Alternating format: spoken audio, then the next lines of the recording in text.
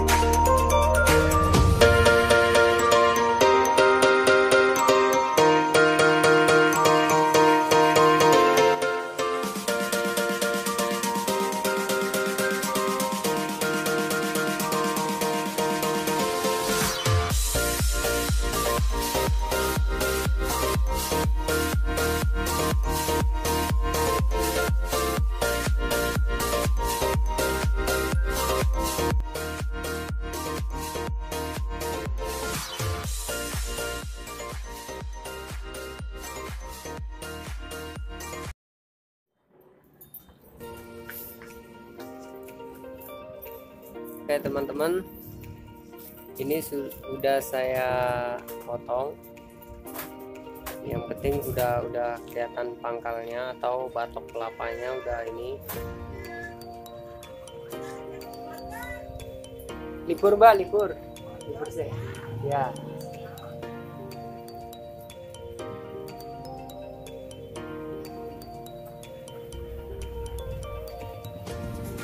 Oh ya teman-teman, sesudah kita potong, nanti kita basahin kulit kelapanya ini biar meresap ke dalam. Kita motongnya yang penting batok kelapanya udah kelihatan tuh segitu. Ikuti terus videonya, jangan kemana-mana.